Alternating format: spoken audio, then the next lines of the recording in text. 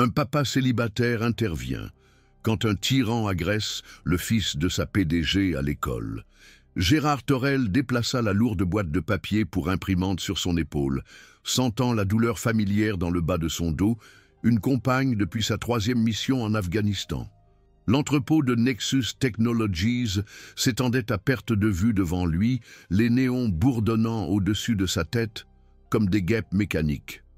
Il regarda sa montre, 11h47. 13 minutes avant sa pause déjeuner, pendant laquelle il pourrait acheter un sandwich au distributeur et appeler l'école de Léa pour s'assurer qu'elle n'avait pas oublié son inhalateur.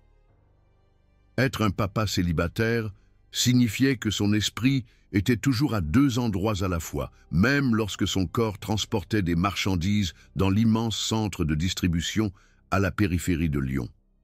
Le divorce avait été prononcé il y a 2 ans, juste après son retour de l'armée. Sophie n'avait pas pu gérer les changements en lui, les nuits où il se réveillait en sueur, la façon dont les bruits forts le faisaient sursauter.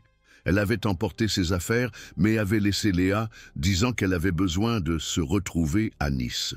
Gérard ne s'y était pas opposé.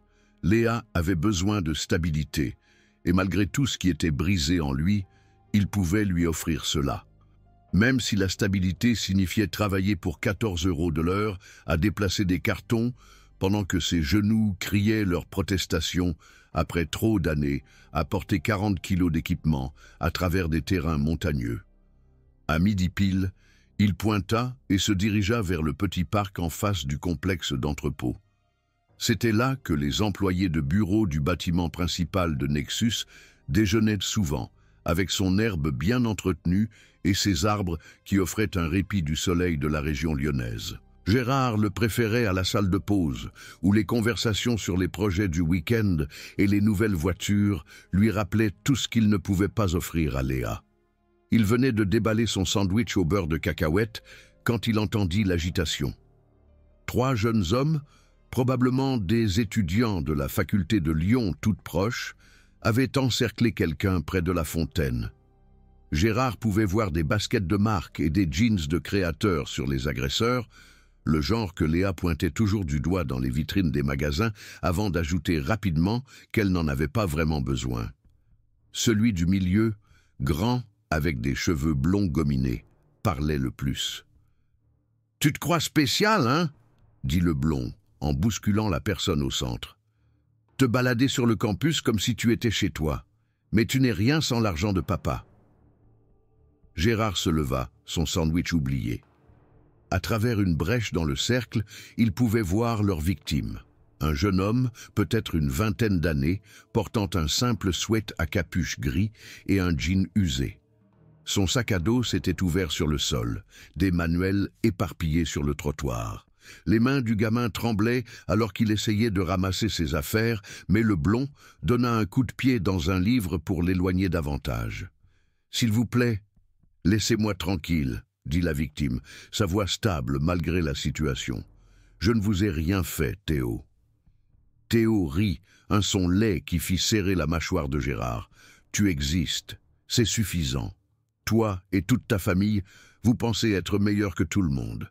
Mais regarde-toi maintenant, où est ton garde du corps? Où est l'équipe de sécurité de papa ?» La victime se leva lentement, et Gérard pouvait voir son visage clairement maintenant. Des traits asiatiques, des lunettes à monture épaisse, une lèvre fendue qui commençait déjà à gonfler. « Je n'ai pas de garde du corps. J'essaie juste d'aller à l'école comme tout le monde. »« Bien sûr, » dit Théo en ramenant son poing en arrière, « on va voir si tu étudies bien avec un nez cassé. » Gérard bougea avant d'avoir pris une décision consciente de le faire. 12 années d'entraînement militaire prirent le dessus, son corps se mettant en mouvement avec une efficacité que son travail d'entrepôt n'exigeait jamais. Il attrapa le poignet de Théo en plein élan, appliquant juste assez de pression pour faire halter le jeune homme. « Ça suffit !» dit Gérard calmement. Sa voix portait le même ton qu'il utilisait avec les jeunes recrues nerveuses. Calme, mais indubitablement autoritaire. Théo essaya de se dégager.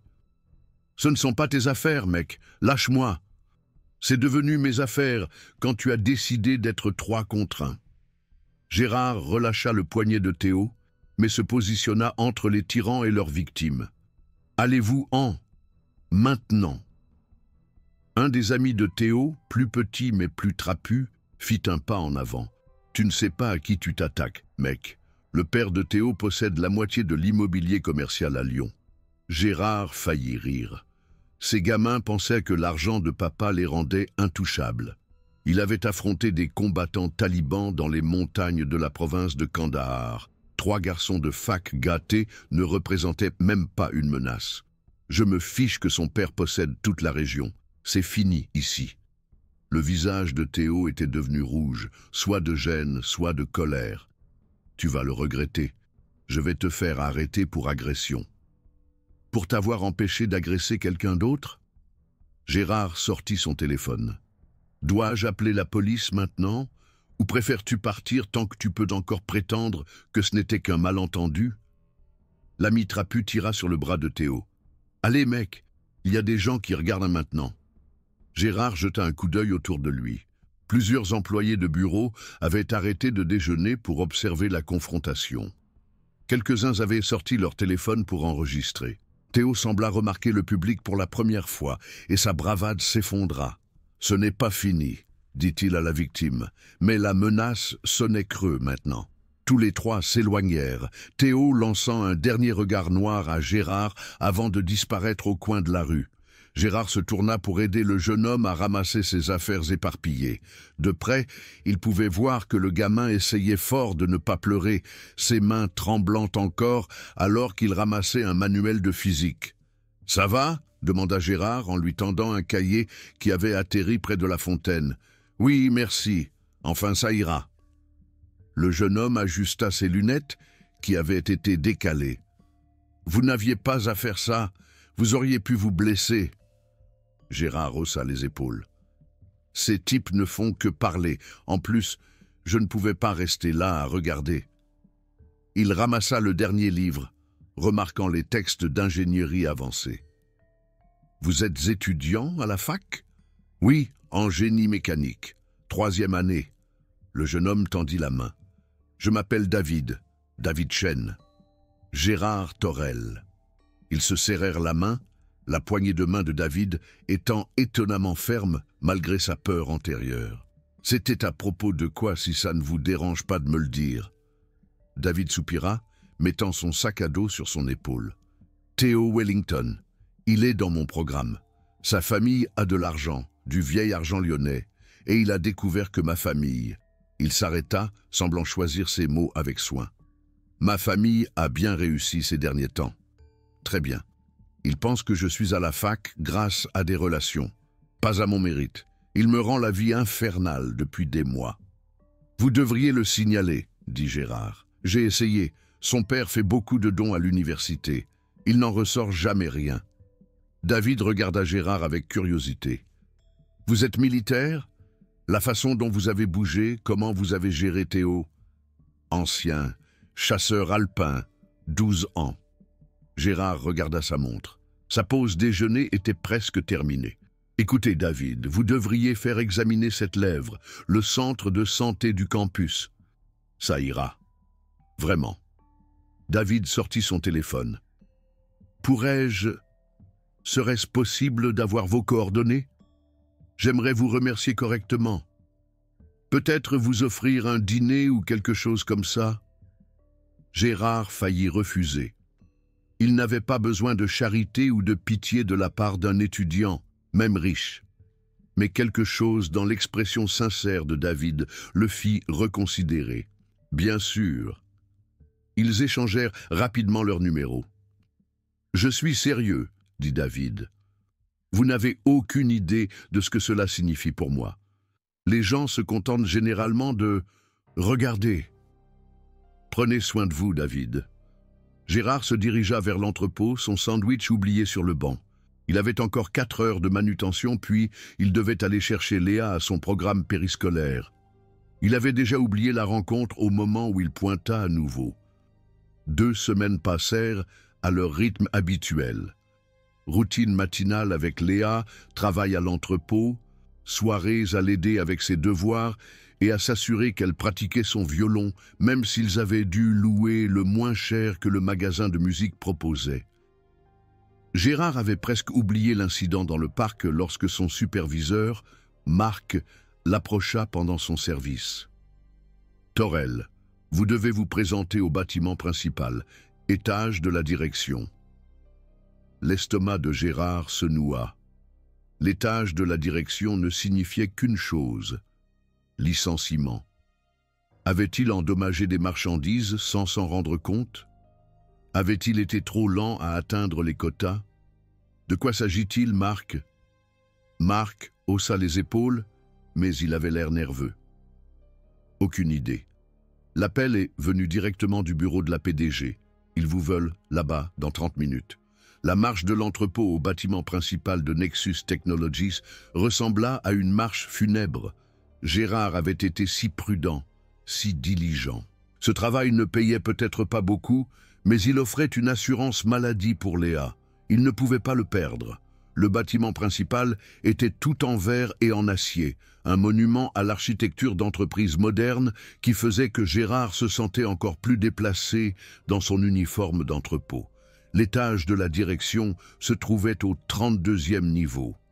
Les oreilles de Gérard claquèrent dans l'ascenseur express, et il émergea dans une zone de réception qui coûtait probablement plus cher à meubler qu'il ne gagnait en un an.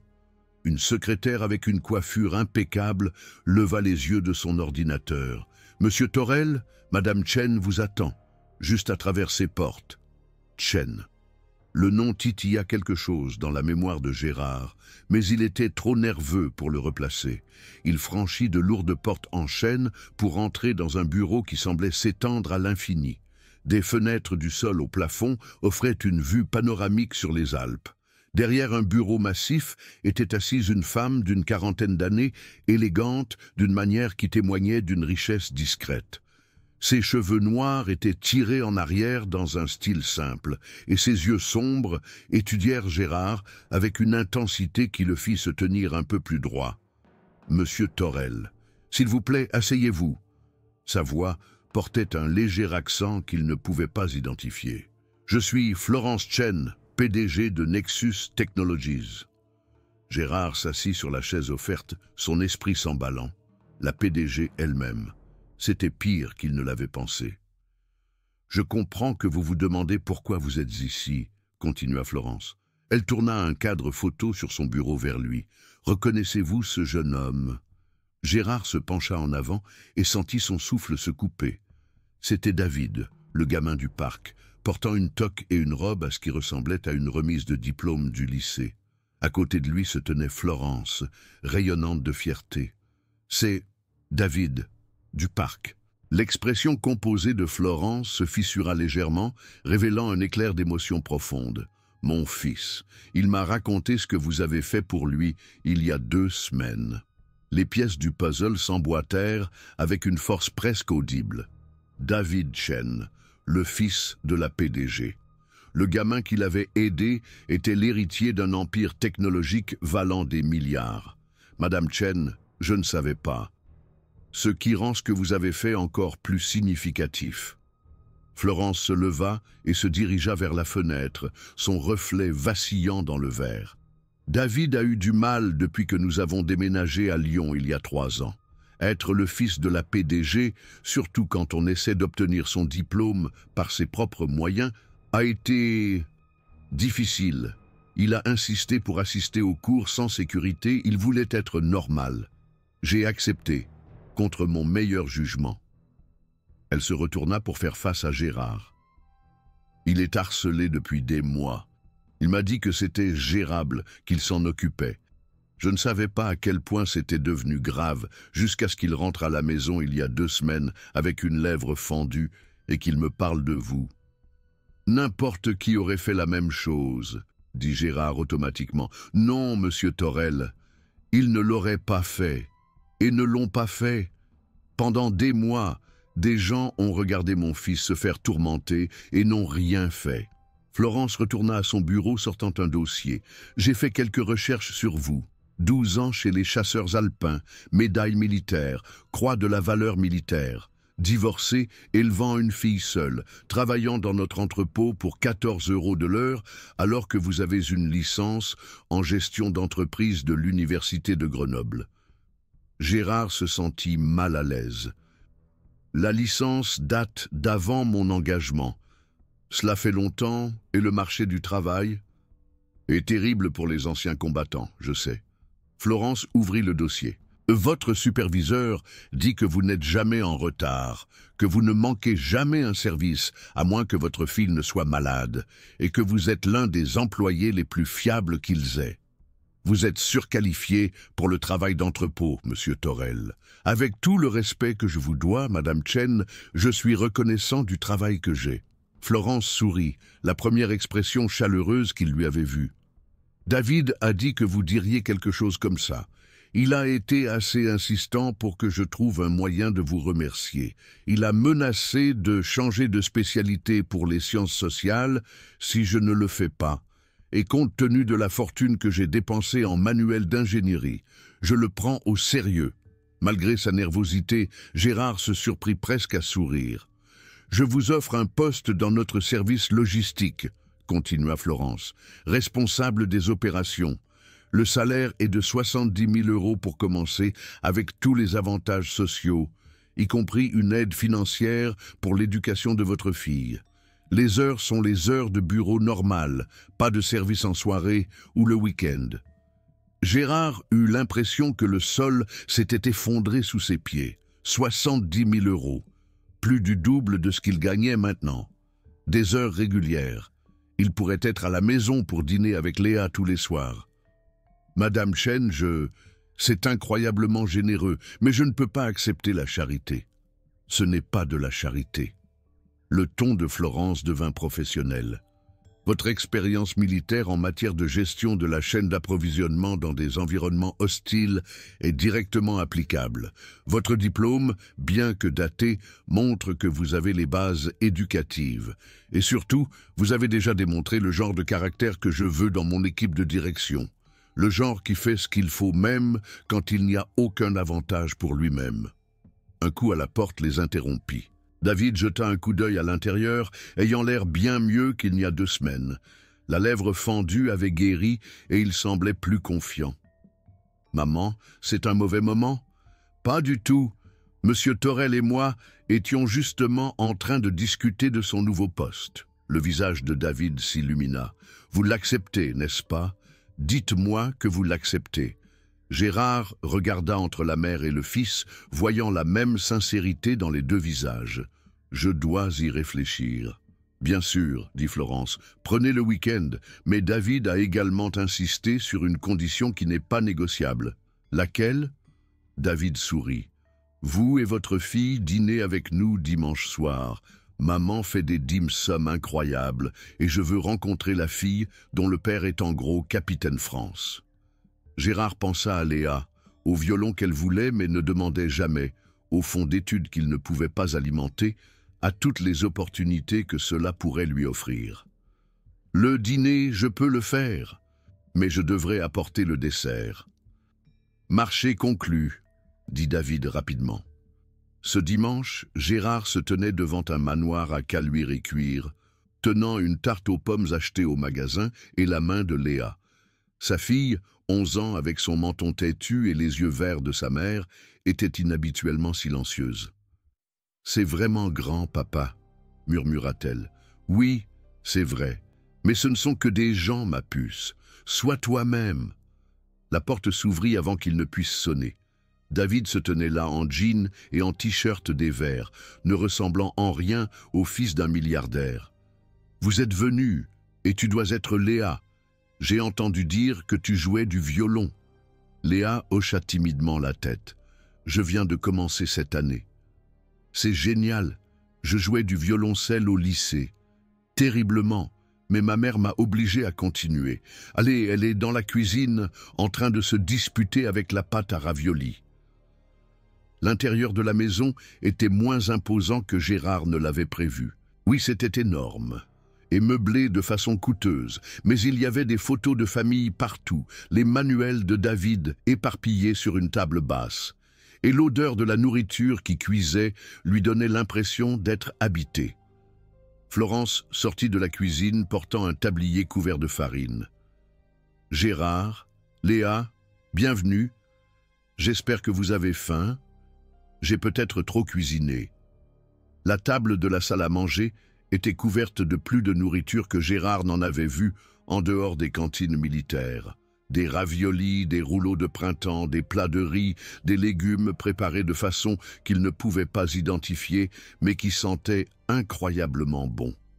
Les yeux de Léa s'écarquillèrent. « C'est incroyable, Madame Chen, dit-elle. Florence, s'il vous plaît. Et ce n'est rien.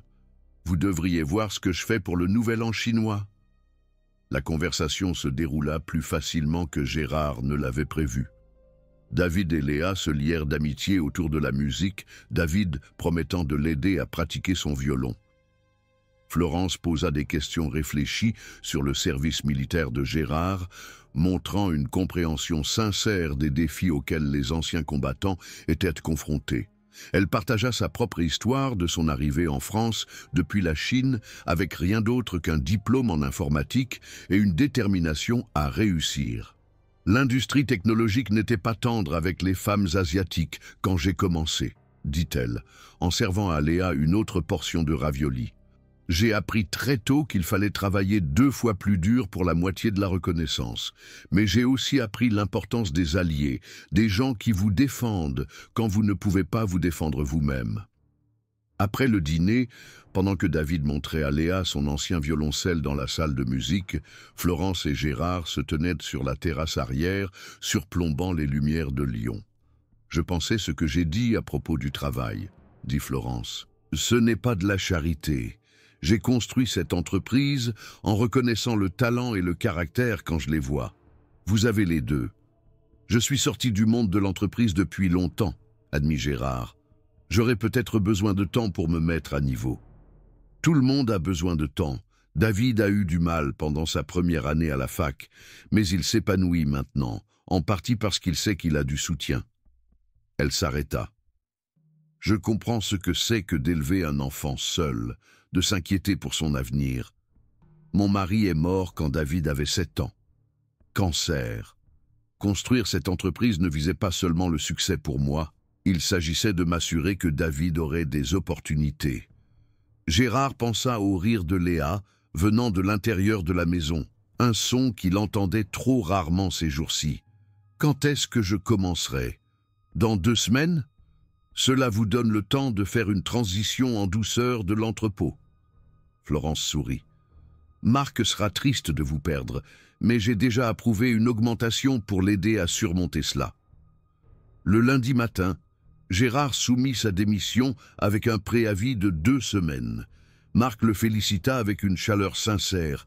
La nouvelle se répandit rapidement dans l'entrepôt, ses collègues offrant un mélange de félicitations et de jalousie bienveillante. 2 semaines plus tard, il se présenta au bâtiment principal, cette fois avec une carte d'accès qui lui donnait accès aux services logistiques au 15e étage. Le travail était difficile. Gérard dut apprendre de nouveaux systèmes logiciels, comprendre les réglementations internationales en matière d'expédition et gérer une équipe de 20 personnes. Mais son expérience militaire se traduisit mieux qu'il ne l'avait prévu. La logistique était la logistique, qu'il s'agisse de déplacer des munitions à travers l'Afghanistan ou des produits électroniques à travers les douanes. Son équipe, initialement sceptique à l'égard du gars de l'entrepôt devenu gestionnaire, apprit rapidement qu'il travaillait aussi dur qu'il l'attendait d'eux et qu'il ne leur demanderait jamais de faire quelque chose qu'il ne ferait pas lui-même. 6 mois après son nouveau poste, Gérard était dans son bureau, son propre bureau, avec une porte et tout, en train d'examiner les rapports trimestriels lorsque David frappa. « Tu as 1 minute ?»« Toujours. » Gérard s'était pris d'affection pour David, qui passait régulièrement pour prendre de ses nouvelles. Le jeune homme était également devenu un habitué de la vie de Léa, lui donnant des cours de mathématiques et l'aidant à pratiquer son violon. « Je voulais vous remercier encore une fois, » dit David en s'asseyant. « Pas seulement pour ce jour-là dans le parc, mais pour tout ce qui s'est passé depuis. » Léa m'a dit que vous pouviez vous permettre un meilleur violon pour elle maintenant. Elle est vraiment talentueuse. Elle s'entraîne 3 heures par jour. Je ne sais pas si je dois être fier ou inquiet. David rit. Maman était pareille avec moi et le violoncelle. L'obsession est une affaire de famille. Il devint sérieux. Theo Wellington a été expulsé la semaine dernière. Il s'avère que je n'étais pas le seul qui l'harcelait. Après que la vidéo de votre confrontation avec lui soit devenue virale sur le campus, d'autres étudiants se sont manifestés.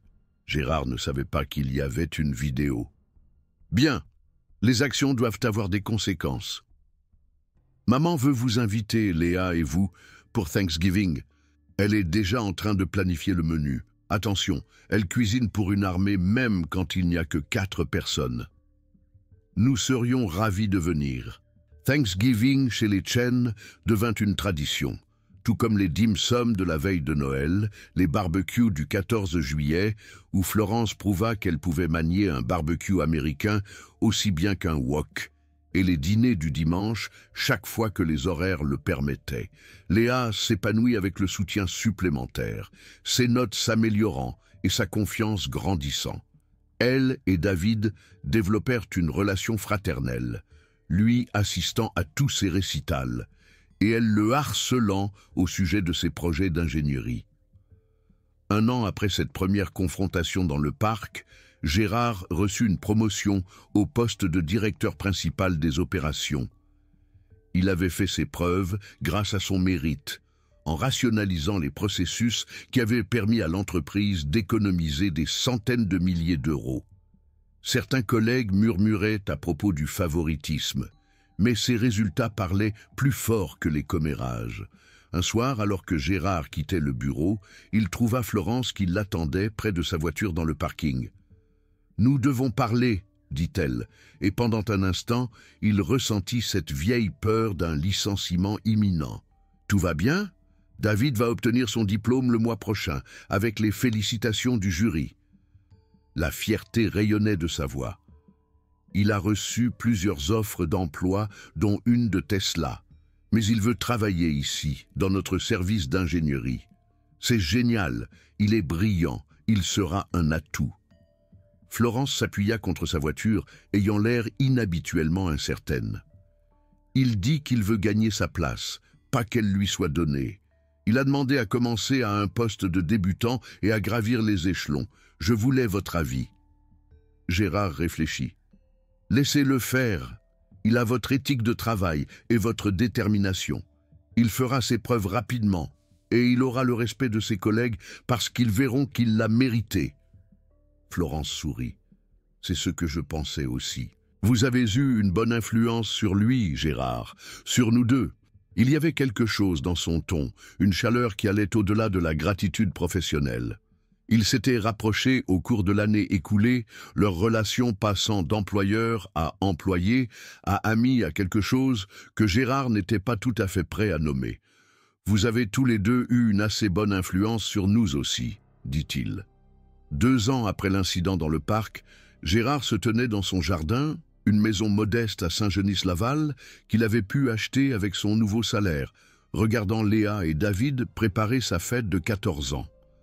Elle avait invité ses amis de l'orchestre scolaire, et David l'aidait à accrocher des guirlandes lumineuses entre les arbres. Florence se tenait à côté de lui, tenant un verre de limonade. Leur relation avait évolué lentement, avec prudence, tous les deux étant prudents de changer la dynamique qui avait si bien fonctionné. Mais il y a 6 mois, elle l'avait embrassé après un lancement de produits particulièrement réussi. Et ils étaient discrètement ensemble depuis. « Elle grandit », observa Florence. « Elle va bientôt être plus grande que moi. Ne me le rappelle pas, je ne suis pas prêt à ce qu'elle grandisse. » Florence glissa sa main dans la sienne. « Vous faites un travail incroyable avec elle. Elle est confiante, gentille, talentueuse. Elle défend les autres enfants à l'école, vous savez. David m'a dit qu'elle était intervenue quand des élèves plus âgés s'en prenaient à un élève de première année le mois dernier. » Gérard lui serra la main. « Je me demande où elle a appris ça. De quelqu'un qui fait ce qu'il faut, même quand c'est difficile. » La fête fut un succès. Léa interpréta un solo de violon qui laissa tout le monde sans voix. David mena une démonstration d'ingénierie impromptue qui rendit d'une manière ou d'une autre la physique amusante, et Florence aida à servir le gâteau qu'elle avait insisté pour faire elle-même. Alors que le soleil se couchait et que les invités commençaient à partir, Gérard se retrouva sur le porche avec David. « Je ne vous ai jamais remercié correctement, » dit David. « Pas vraiment. Vous m'avez remercié une centaine de fois. Non, je veux dire, ce jour-là dans le parc, j'étais prêt à abandonner, l'école, essayer de m'intégrer, tout. Théo me rendait la vie infernale et je me sentais tellement seul. Quand vous êtes intervenu, il ne s'agissait pas seulement d'arrêter le harcèlement, il s'agissait de quelqu'un qui me voyait comme valant la peine d'être protégé. » Gérard posa une main sur l'épaule de David. « Vous avez toujours valu la peine d'être protégé. Parfois, nous avons juste besoin de quelqu'un pour nous le rappeler. » David hocha la tête puis sourit. « Alors, quand allez-vous officiellement inviter ma mère à sortir ? Parce que cette histoire de se faufiler devient vieille, et Léa et moi avons un pool de paris en cours. » Gérard rit, un son plein et authentique qui lui aurait semblé étranger il y a 3 ans. « Bientôt, je te le promets. » Plus tard dans la soirée, après la fin de la fête et que Léa était à l'intérieur en train de pratiquer son nouveau morceau, Gérard et Florence étaient assis sur la balançoire du porche qu'il avait installé le mois dernier. « David est au courant pour nous, dit-il. Léa aussi. Elle m'a demandé si elle devait m'appeler Florence ou maman. La voix de Florence était douce. Je lui ai dit de faire ce qui lui semblait juste. » Gérard se tourna pour la regarder. « Et qu'est-ce qui vous semble juste ? Ça, tout ça. Vous, moi, nos enfants. On dirait une famille. » Il pensa à ce jour dans le parc il y a 3 ans, comment une simple décision d'intervenir avait tout changé. Il s'accrochait à peine à ce moment-là, travaillant dans un emploi sans avenir, luttant pour subvenir aux besoins de Léa, portant le poids de son passé comme des éclats d'obus dans son âme. Maintenant, il avait une carrière dont il était fier. Léa avait des opportunités qu'il n'avait jamais rêvé de lui offrir. Et il avait retrouvé l'amour quand il avait pensé que cette partie de sa vie était terminée. « Tu sais ce qui est drôle ?» dit-il. « J'ai failli ne pas m'impliquer ce jour-là. Je pensais que ce n'était pas mes affaires. Qu'est-ce qui t'a fait changer d'avis ?» Gérard y réfléchit. « Je me suis souvenu de quelque chose que mon chef d'équipe disait en Afghanistan. La seule chose nécessaire pour que le mal triomphe est que les hommes bons ne fassent rien. Je ne pouvais pas être un de ces hommes qui ne faisaient rien. » Florence appuya sa tête contre son épaule. « Je suis contente que tu n'aies pas pu. » 6 mois plus tard, Gérard se tenait dans le jardin de la famille Chen, portant son plus beau costume, celui que Florence l'avait aidé à choisir, regardant Léa descendre une allée improvisée en tant que demoiselle d'honneur. David se tenait à côté de lui en tant que témoin, souriant largement. Le mariage était petit, juste la famille et les amis proches, exactement ce qu'ils avaient tous les deux voulu. Alors que Florence s'approchait de lui rayonnante dans une simple robe blanche, Gérard pensa au chemin sinueux qui les avait amenés ici.